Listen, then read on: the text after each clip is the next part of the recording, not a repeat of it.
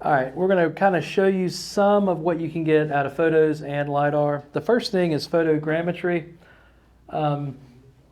With photogrammetry, if you only want to get like a good ortho, even if you want to make measurements from it, you don't necessarily have to use like an RTK drone or anything else. If you've got those ground control points that you shot in with your, Basin Rover RTK equipment that you've got a good fix on, you can use those to help you process that data and get a good ortho. So that's a time to where if that's all you wanted to do and you already had like a Phantom 4 or a Mavic, whatever, and it had a good camera on it and you were getting good orthos and that's all you wanted to do with it, it probably wouldn't be worth the investment to upgrade to some kind of RTK puck because you're kind of paying for more than you need. A lot of people also get they get a little hesitant to try photogrammetry. Maybe they get a little intimidated by it because there's a lot of terms that gets thrown out with photogrammetry. But I've taught this stuff for years, especially on the police side, and I can give you the same advice that I used to give all of them. If you look at this word, photogrammetry translates technically to like measurement from photos. But in my hypothetical translation of it, if you look at these last 5 letters here, it says me try.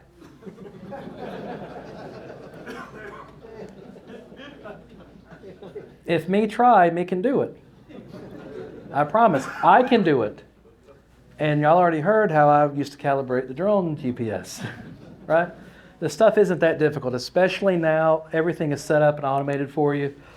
Some basic terms you want to be familiar with. Resolution, pixel, ground sample distance, shutter, ground control points, orthophoto, and all that. Resolution and pixel kind of go interchangeably. If we were to measure that photo, it'd be 4,096 pixels tall by 3,000 pixels wide. If we multiplied the two together, it's just like figuring out, area. There's 12,288,000 little square pixels in that photo. And that's where like a 12.3 megapixel camera comes from. 24 megapixel would have like 24 million little squares in it. So that's kind of where those came from.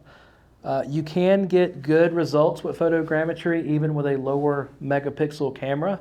If you've got a good low megapixel camera, you can get a pretty good ortho out of it. If you've got a high megapixel camera, you can get a good ortho out of that also. One thing to be wary of is some of these cameras, they advertise as like these huge high number of pixels, and you dig into it a little bit and you find out that it's like in zones to where you're paying a whole bunch of money for basically 4 little photos that are 12 megapixel. So just kind of be a little familiar with your camera. I saw that pop up on a drone group the other day. They'd spent a whole lot of money on a camera and then found out that they kind of really had what they were not wanting to buy in the first place. As far as a pixel, that's just a little square in the picture. If you zoom in on a picture really close, you can see the little squares that make up that photo. Ground sample distance comes from those pixels. So if you hear somebody refer to a ground sample distance, that is telling you what real life measurement that little pixel in the photo represents. So for easy math, I'm going to say that that's a 1 foot ground sample distance. So that means that pixel in real life, if we measured it, was 1 foot by 1 foot. That would be kind of a high ground sample distance, but it makes the math a little bit easier on it for demonstration purposes. Typically, if we fly at a really high altitude, that ground sample distance gets higher. If we fly at a little bit lower altitude, we're going to have a lower ground sample distance because each pixel is having to represent less land area is when it's higher, if that makes sense. And if it doesn't, like I said, I think by now y'all have probably realized I'm a fairly simple person. Again, you're not hurting my feelings. I like little diagrams to help me remember stuff. So if your altitude goes up, your accuracy kind of goes down as far as that's concerned. Because if you're trying to pull measurements from that and you've got a large ground sample distance, one little error of your cursor could represent a large area in real life. But on the other side of it, if the altitude's down a little bit, our accuracy could go up. This is drone deploy. You could plan a photogrammetry mission. You input your altitude. It's going to tell you what ground sample distance you're going to get based on your camera. At this one, you're at 200 feet and you've got an inch ground sample distance. If we go up to 400 feet, you see that the ground sample distance went up to 2 inches, which is still pretty good. One thing to definitely be familiar with if you're going to buy a camera for photogrammetry is the shutter. You can have a rolling shutter and a total shutter, or global shutter. The global shutter here on the right is what we want for photogrammetry. It's kind of like you got your eyes closed, you open them up, and you see everything at once. So it's exposing all those pixels on that sensor to the light source at one time. Now with a rolling shutter, it's just kind of exposing a line or a section of the pixels at a time.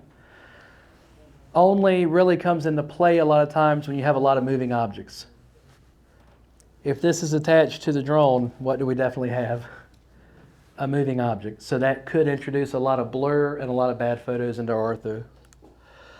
That's kind of the difference between the total or global shutter and the rolling shutter here at the bottom. You see that you got a lot more warping and stuff in those wings. It is a good idea to use ground control points unless your software is set up in a way that you don't need ground control points. Most stuff like Pix4D, stuff like that, they want you to input some ground control points. You can go out and buy some like on the left, or it can be as easy as taking some spray paint and just spray painting stuff out in the road so you can see it. I will say this in another hypothetical situation. If you're in a downtown area and they're really proud of like these brick sidewalks and stuff, they get real testy about white spray paint. The couple of X's I probably would have been all right with, but then when I wrote witness on the sidewalk, that may have been a little bit too far. All right. Your ortho photo, you'll hear it called ortho photo, ortho rectified image, orthomosaic. It's basically telling you that you have an image that if you look at it from the top down, you have no distortion, no angling, nothing like that. You have a true top-down image, so you can make a map out of that, you can make measurements from that, and you're not getting anything introduced to it that you shouldn't. And you can see here, this is in a Cadillac dealership in Texas. You can see the edge of the building. On all of this, we're not getting any kind of sides of the building. Everything is top-down. It's achieving that because it's taking pixels from all these different images. It's making all these matches and tie points, and it's kind of putting all that together. So this isn't a stitched photo. This is a legitimate ortho that's got a little bit of information from all these different images. To process it, Pix4D is very popular. You're going to go through and you're going to do your key point extraction, matching, and geolocation. It's going to do that automatically for you. It's going to generate you a point cloud and mesh. Eventually you can get a surface model out of it, and you can eventually get that ortho photo. There's a lot of different things we could use. Pix4D Mapper, Pix4D Matic, Metashape, Open Drone Map, ArcGIS. All that's going to give you good ortho mosaics. When we process it, these tend to be really large files. They take, you may have an ortho over a large area. It may be 2 or 3 gigabytes. So sometimes that doesn't play well with CAD when you're trying to import that file in as like a backdrop or something. So what you can do, like Pix4D, you may have heard people talk about ortho tiles before. That's just saying that it's this large image and a lot of different little tiles. You import those tiles individually, and then it kind of comes back together like a puzzle. If you've got software that just gives you this as one full image and not in the tiles, you can use something like QGIS, and you can section this into smaller chunks and import it that way. Somehow, as on top of things as I am running a few minutes behind. I want to get out of here, before y'all start shooting at me, because it's happy hour. So a couple of these I'm going to click through really kind of fast. If you have a question, something like that, hit me up at the booth tomorrow, and I'll be happy to look at it. But just to give you an example real quick, this is just an image from the drone. We can see the side of the building. Over here on the right, this is the ortho photo, so we don't see any of that distortion, any of that, the side of the building or anything else. And that's the difference in that